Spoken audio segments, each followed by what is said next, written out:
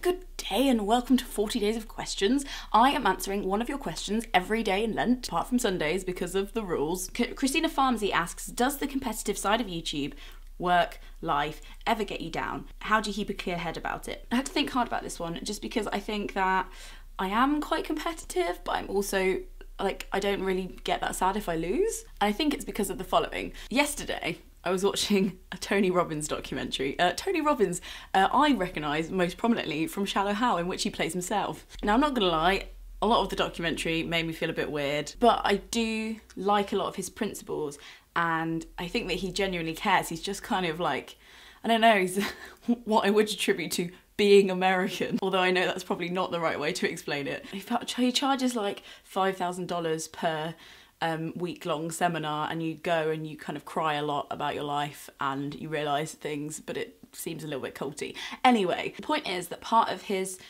healing process for a lot of people is getting them to really think about their manifesto and what the mission statement of their life is. And that is something that makes sense to me, because sometimes I think we act on impulse or we act on fear and we don't have a clear idea of what we're really aiming for and whether what we're doing is going towards that. I think the way schools are feeds into this a lot. The way that you're constantly marked against your classmates, not only in spirit, but literally, as in the way that GCSEs work at least, is the split between an A and a B is completely dependent on how the whole country did in that subject just that year. So somebody who got a B in 2004 might have got an A in 2005. But we're getting off topic. I think that when you have a clear manifesto of what you're trying to achieve, it's easier to be motivated by competition and also let it go. For example, my manifesto for my job is to get better at it, but my manifesto for my career is to get more people reading. That's the driving force behind every decision I make being in publishing, is to make people who do read realise the value of books and pay for them, produce for them better books,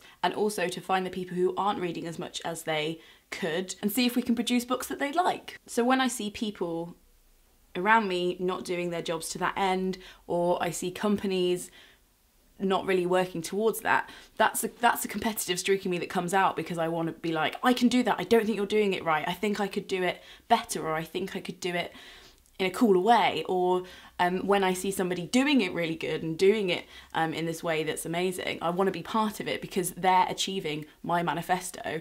And I don't want to stop them doing it because the manifesto is the most important thing, but I do want to be part of it. The questions are more like, how can I support them? How can I help them grow? Not, how can I stop them from doing this cool thing they're doing and start doing it myself? The other thing is identifying your competition. Say if you're on your degree and your classmate is doing a lot better than you, in the long run, how is that going to affect your life? You're probably going to go into different careers.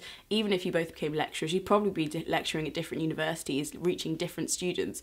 So it doesn't ultimately matter ego-wise whether you're worse or better than your classmate, but it does matter whether you're better or worse when you're thinking about what you're going to do with that degree. So you can use the way somebody is better to inspire you, but there's no need to feel anger or animosity towards the person who's doing well. I always think with books, for instance, it's identifying who you're being competitive with. Like with books, I don't think publishers are in as direct competition with each other as they think. Let's be real, the real thing that people in publishing are up against or competing for people's time with: TV, Netflix, YouTube, Twitter, staring blankly into space on the tube, listening to music on your commute. Ultimately, you're trying to commission books, make products, weave stories that are better or more interesting or more compelling than those things. I don't think it's always what book somebody picks up once they're in a bookshop. It's getting them in there in the first place. It's getting them to hear about it when they're not in a bookshop. I'm not really worried about the people who are already in bookshops. I always make this about publishing. It's because it's my favourite thing. In the workplace,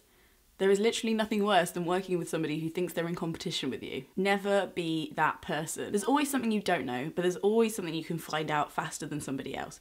And swapping information makes everyone smarter and the whole company do better. I think in a lot of places, women in the workplace can feel particularly threatened by others just because I feel like we've been there less time. I feel like there's less slots for us in management. And on some level, subconsciously or consciously, you're aware of that. And it sucks because in a lot of cases, it ends up self-imploding and neither person gets the promotion because they've been trying to tear down each other. And that is the most devastating, unfeminist situation to witness in a workplace. But in the same way, hopefully, if you find a job that you like, you're not always doing your job so you shine the brightest. In the same way, we're not working towards feminism just so you can get to the top. It is genuinely funner if everyone is there too. So yeah, I do get drives of like, especially with like say YouTube, I see somebody's video and I go, oh, I want to do that.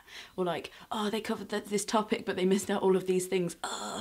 And they're like really good things to be driven by, but only because it changes the way you use your time or your resources, not because you're trying to take anybody else's resources away. Christina, I hope that answers your question. Thank you for watching 40 Days of Questions. You can watch the playlist by clicking here. You can subscribe by clicking here if you really want. And I will see you tomorrow.